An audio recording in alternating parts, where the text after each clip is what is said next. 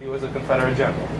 He was Confederate general and also the first and only Grand Wizard of the Invisible Empire.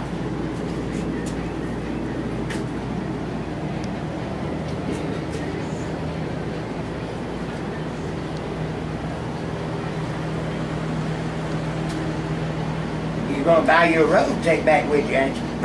Nah, the Chicago. There's another picture of Pennsylvania Avenue. Right, John. Pennsylvania Avenue, Pennsylvania Avenue, Pennsylvania Avenue. That's up north now. Pennsylvania Avenue. See this one right here? Oh, this? That's, Yeah, Pennsylvania Avenue.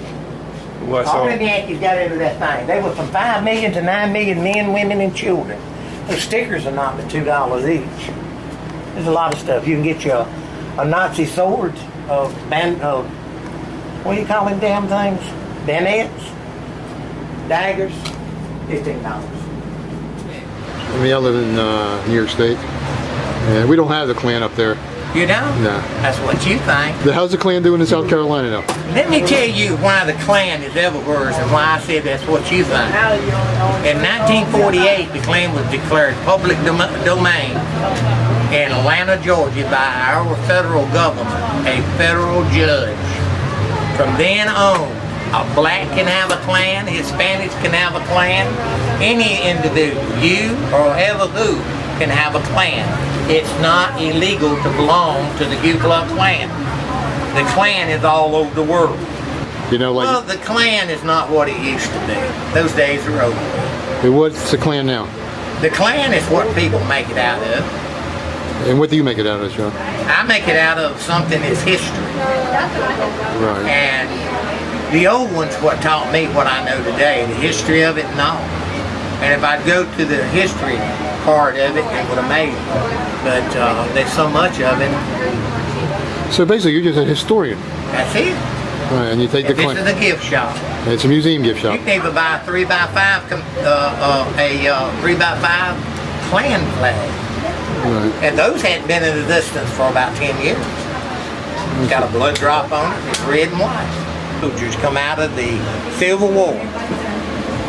And they wanted to start a club because they were tired of going through the same old thing of Freemasonry was in Pulaski, Tennessee. So they started a club and legalized it and chartered it with a lawyer in Pulaski, Tennessee, and that's all it was.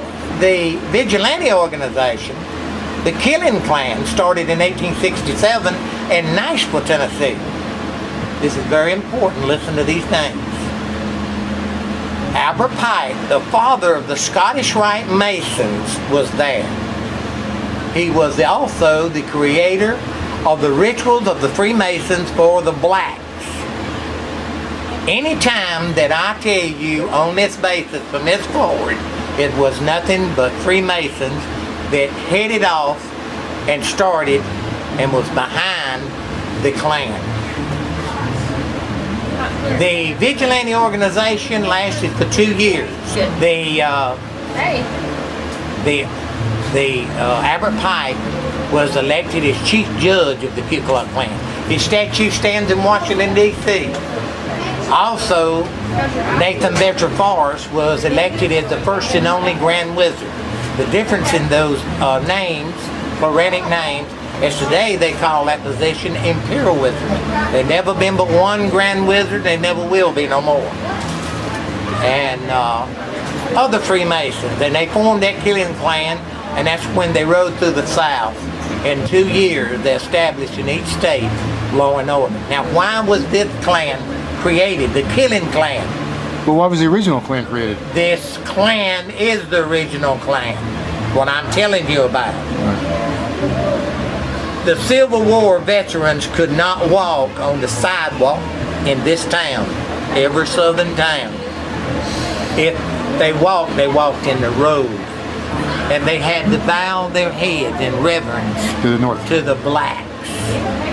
The North didn't have nothing to do with what was left here. 275,000 armed black troops was left in the South to rule and dictate the Southern white people. And these men raped the young girls of these men that fought for the Confederacy. These men were jailed in the county jailhouses for no reason at all. And they knew that something had to be done. So what they done was created the Ku Klux Klan as the Invisible Empire in 1867. The Freemasons did. It lasted for 2 years. And then it was disbanded by Nathan Bedford Forrest. By who? Nathan Bedford Forrest.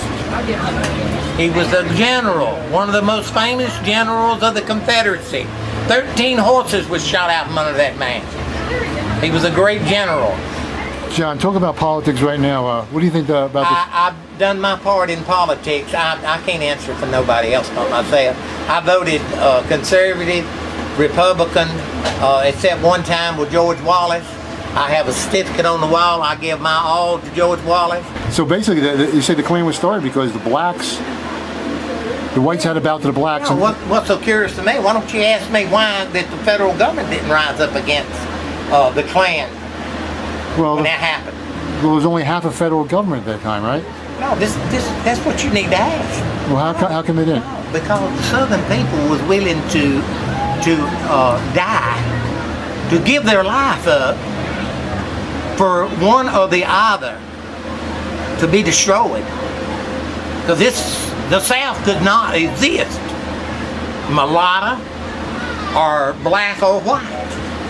It had to be separated. And that's the reason the federal government didn't rise up again and stick their nose in it, because they would have killed hell out of them. One of the side or the other. That was it. This come from the mouth of the old clanspeople. This was handed down to me.